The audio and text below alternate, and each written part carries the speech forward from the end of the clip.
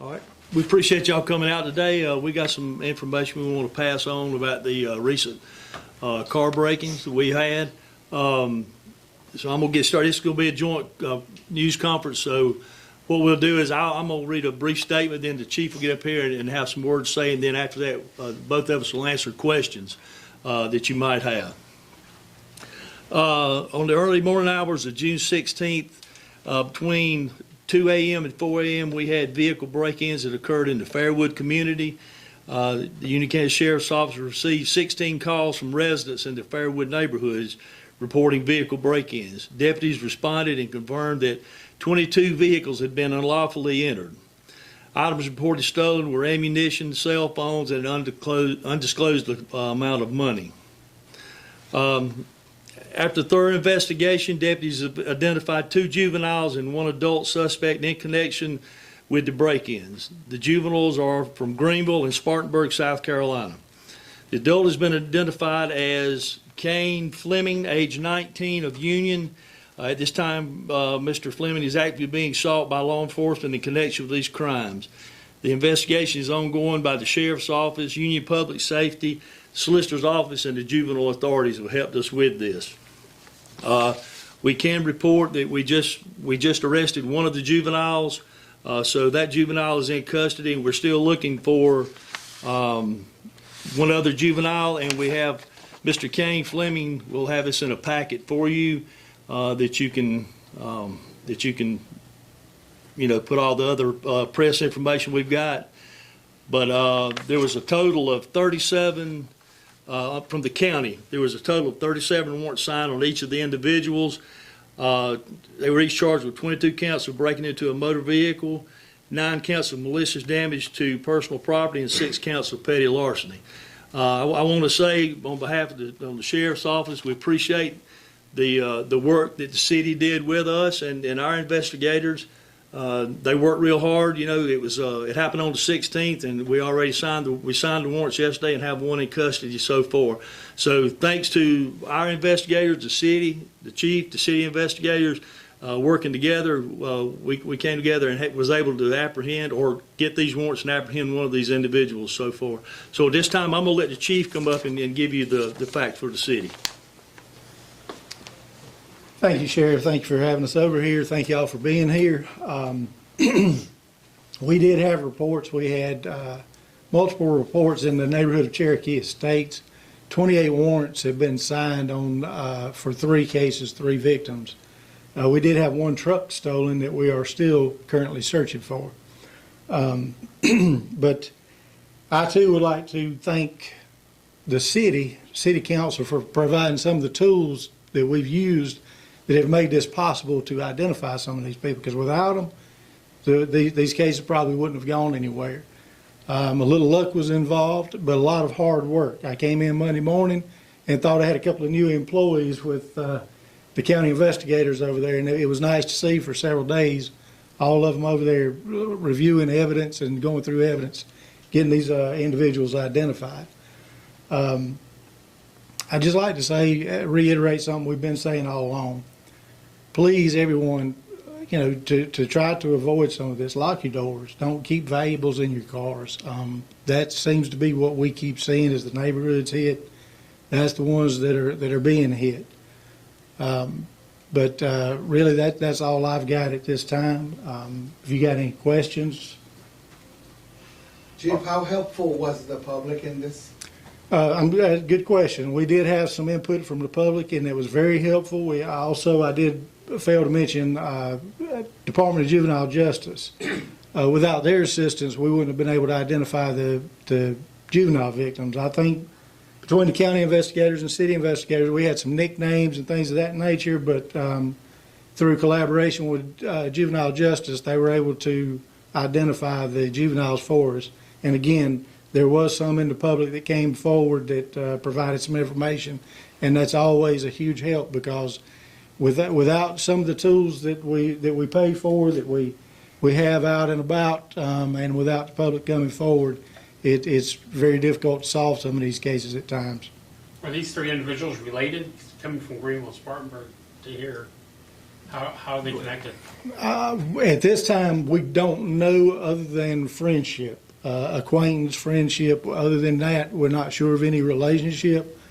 I would simply say that we've seen a lot more and more, nothing that you can confirm, but more and more social media has made Union in particular and most places around us larger than what it really is. You take a lot of these break-ins that we've had and vehicles and stuff is found in Greenville, Spartanburg, Charleston City.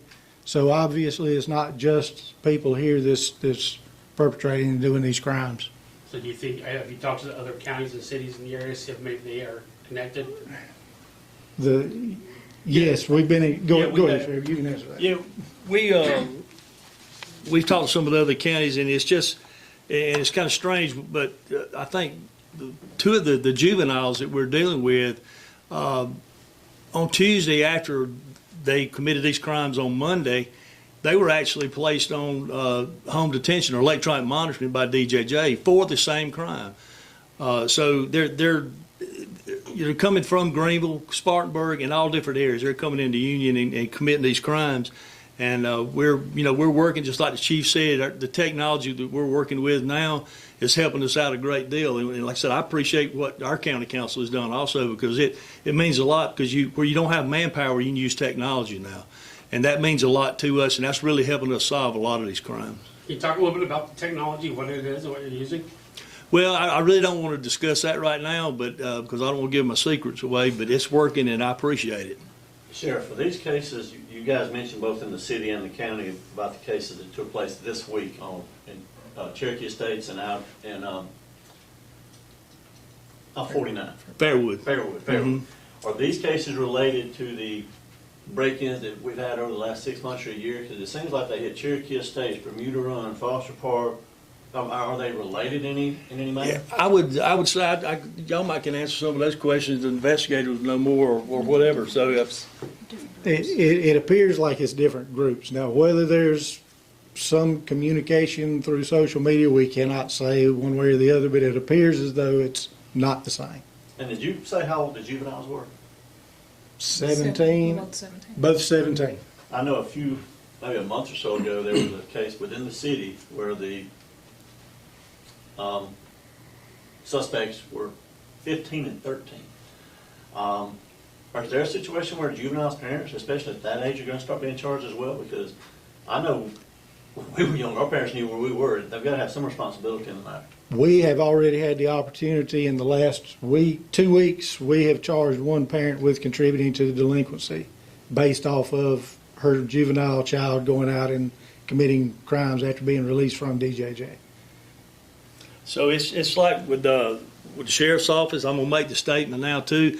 The city has already charged somebody with that, but we're gonna do that. These kids that get turned over to their parents, signed over to their parents, and they're right back out there doing it.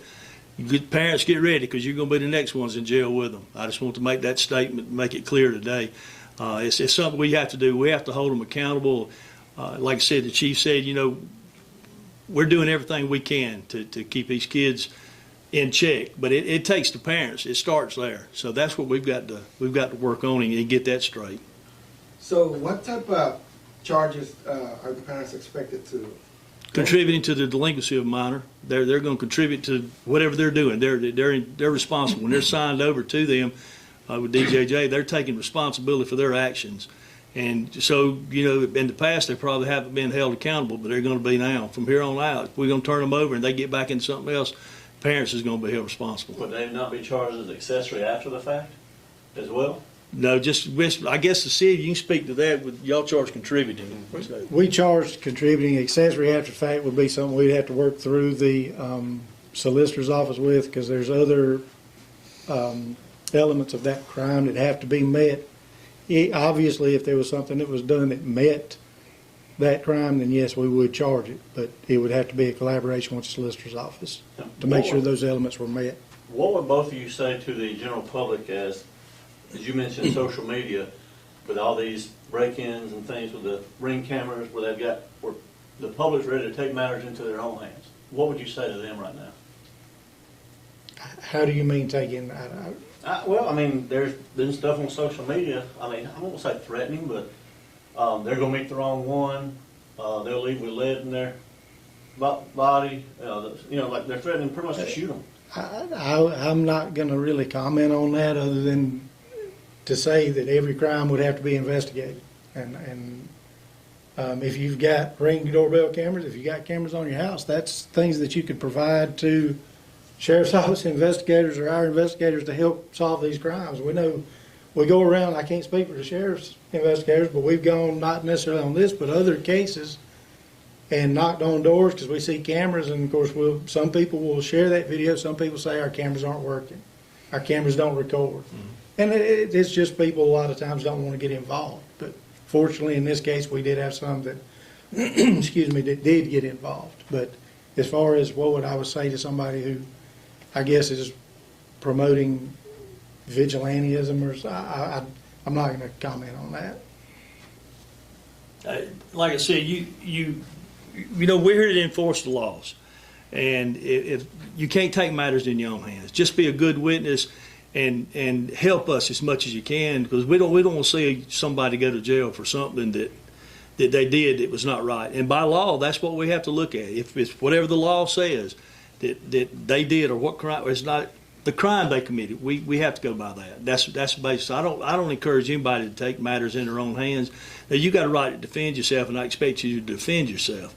But as far as just taking matters like that in your own hands, I'm not recommending it. But hopefully, with the public's help and good investigations through and the help of the city and the county and other agencies working together, the crime might be committed, but we're going to do everything we can to solve that crime. And then what we have to count on is after we solve the crime, we have to make sure that the victims get justice in court. That's what we really need to work on. We do a good job at catching these folks, but we need help when it comes to the court system and getting them in time, getting them some time or getting some help. If you keep turning the same people over and over again to us, we're catching the same bad guys. We need help. And that's what I'm asking for. The 3 suspects that are in custody per se, what kind of time are they looking at? Well, they're not in custody. We have, like I said, we got one in custody, and it's going to be a juvenile, so that's going to be DJJ, and he'll be transported to Columbia. The other 2 are still at large, and we're going to do everything we can to hopefully get them by this afternoon, hopefully. So people watching right now, what do you want them to know? What are you asking the public's help for? We're asking the public, like I said, we can't disclose who the juvenile is, but we can, the adult male, Mr. Fleming here, we need your help. If you see him anywhere, please call 427-0800. That's going to be Crime Stoppers, or best to call 429-1611. That's going to be the non-emergency number for dispatch, and they will have us, the city or the county, dispatched and try to find this individual. Do you mind holding it up for just a minute? Sure.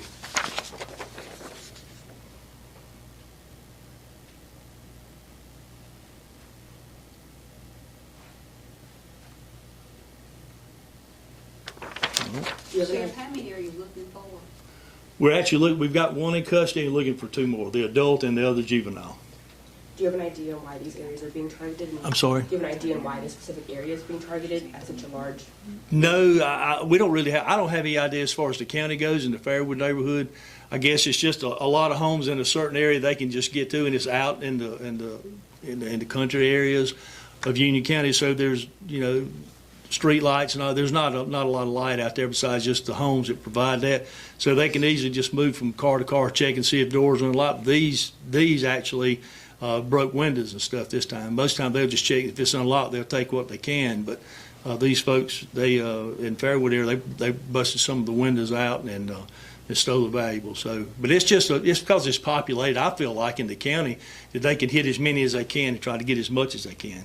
Do you see a pattern in the kind of cars they're going after, or is it just because it's just random. They're just taking a populated area, and I think they're hitting them and just trying to get as much as they'll move to the city, and then it's the same thing in the city. So they just get more bang for the buck, I guess, the way they look at it.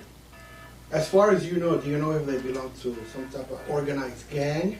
And I don't know that. I don't think so. And nothing that we've run across yet has indicated they're part of a gang.